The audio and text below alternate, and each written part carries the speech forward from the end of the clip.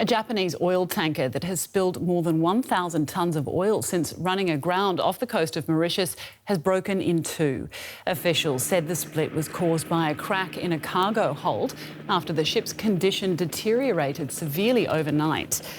Emergency teams and thousands of volunteers have been racing to siphon off remaining fuel on board the ship. Let's bring in Christian Buger. He's a director of the Safe Seas Network on Maritime Security. Christian, you've been following this spill closely and you say the island wasn't prepared for such a disaster, but that it should have been. Why is that? The government knew about the risk. Mauritius is very close to one of the main shipping lanes, and the government did know that something like this occurred. Mauritius received quite substantial capacity building assistance over the years, and only in March this year there was a larger workshop on oil spill prevention where the country argued that it would be prepared.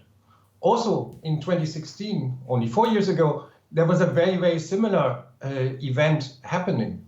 There was an accident with a ship almost in the same location. Back then, Mauritius was lucky. No major oil spill occurred, but the country didn't learn the lessons from that event and prepare for the next disaster. And that brought us to the situation where we are now. OK, so they didn't learn from the last disaster, but how could they have prepared better for this disaster?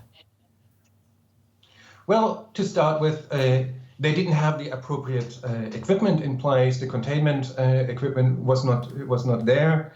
It is also a question of whether the company that was hired, the salvage company, reacted in the right way, and whether the oil spill contingency plan actually worked and was used as intended. OK, so you're saying that this could have been prevented, but then how do you rate Mauritius's response to the spill? Well, there are at least two dimensions here. The first one is, could the accident in itself, could it have been prevented, a collision avoided? And we know now that the Coast Guard could have reacted earlier. And then secondly, we also need to ask the question, how did the government cooperate with the salvage company? Was the reaction fast enough? Was it really only the bad weather that made all of the difference here?